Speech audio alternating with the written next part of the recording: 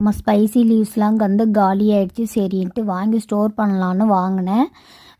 கருவேப்பிலையை பார்த்திங்கன்னா நல்லா அலசிட்டு கொஞ்சம் நேரம் ஃபேனில் காய வைக்கணும். ரொம்ப சொதன்னு இருக்கக்கூடாது. கொஞ்சம் நல்லா காய்ஞ்ச பிறகு அதை என்ன பண்ணணுன்னா நம்ம உருவி ஒரு டப்பாவில் போட்டு வச்சுக்க வேண்டியதான். சில பேர் வெட் கிளாத் யூஸ் பண்ணுவாங்க. ஆனால் நான் யூஸ் பண்ண மாட்டேன். இதுவே நமக்கு நல்லாயிருக்கும். வீணாலாம் போகாது. ட்ரை பண்ணி பாருங்கள். கருவேப்பிலையை ஸ்டோர் பண்ணதுக்கப்புறம் அப்புறம் புதினாவை இன்னொரு டப்பாவில் போட்டு அடைச்சிட்டேன். நான் புதினாவோடைய இலையெல்லாம் தனித்தனியாலாம் போட மாட்டேன். அப்படியே நீட்டாகவே அப்படியே வச்சு ஸ்டோர் பண்ணிவிடுவேன். அப்புறம் கொத்தமல்லியும் ஸ்டோர் பண்ணியாச்சு. எல்லாத்தையும் தனி டப்பாவில் போட்டு ஸ்டோர் பண்ணியாச்சு. இது 10 days கூட இருக்கும். ட்ரை பண்ணி பாருங்கள். ஈவினிங் பஜ்ஜி போடலான்னு சொல்லிட்டு மாவு வாங்கிட்டு வந்தேன். பஜ்ஜி நான் சக்தி தான் யூஸ் பண்ணுவேன். வேறு எந்த பிராண்டும் யூஸ் பண்ண மாட்டேன். எனக்கு அதுதான் கொஞ்சம் டேஸ்ட்டு கொடுக்குற மாதிரியும் இருக்கும். எனக்கு பிடிக்கும் ரொம்ப. இந்த மாவு கூட பெருங்காயத்தூள் கொஞ்சம் போட்டுட்டு ஒரு பிஞ்ச் அளவு உப்பு போட்டுக்கோங்க. இதில் உப்பு இருக்கும். அதனால் சும்மா கொஞ்சமாக டேஸ்ட்டுக்காக ஒரு பிஞ்ச் அளவு உப்பு போட்டுட்டு நம்ம தேவையான அளவு தண்ணி போட்டு கலந்துக்க வேண்டியதான்.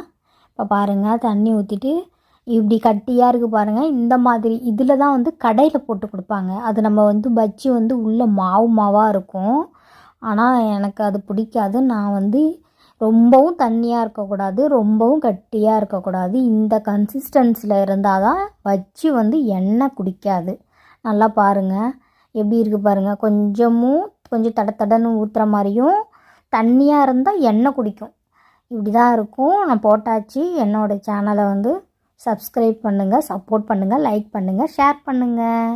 நம்ம ஸ்பைசி லீவ்ஸ்லாம் காலி ஆகிடுச்சு சரின்ட்டு வாங்கி ஸ்டோர் பண்ணலான்னு வாங்கினேன்.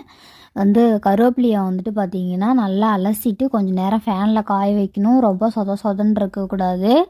கொஞ்சம் நல்லா காய்ஞ்ச பிறகு அதை என்ன பண்ணணுன்னா நம்ம உருவி ஒரு டப்பாவில் போட்டு வச்சுக்க வேண்டியதான். சில பேர் வெட் கிளாத் யூஸ் பண்ணுவாங்க. ஆனால் நான் யூஸ் பண்ண மாட்டேன். இதுவே நமக்கு நல்லாயிருக்கும். வீணாலாம் போகாது. ட்ரை பண்ணி பாருங்கள்.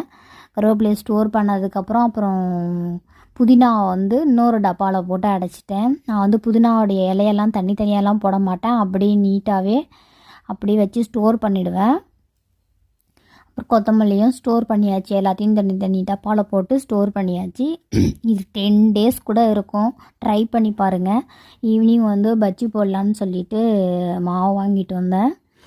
பஜ்ஜி நான் சக்தி தான் யூஸ் பண்ணுவேன். வேறு எந்த பிராண்டும் யூஸ் பண்ண மாட்டேன். எனக்கு அதுதான் கொஞ்சம் டேஸ்ட்டு கொடுக்குற மாதிரியும் இருக்கும். எனக்கு பிடிக்கும் ரொம்ப. இந்த மாவு கூட பெருங்காயத்தூள் கொஞ்சம் போட்டுட்டு ஒரு பிஞ்ச் அளவு உப்பு போட்டுக்கோங்க. இதில் உப்பு இருக்கும்.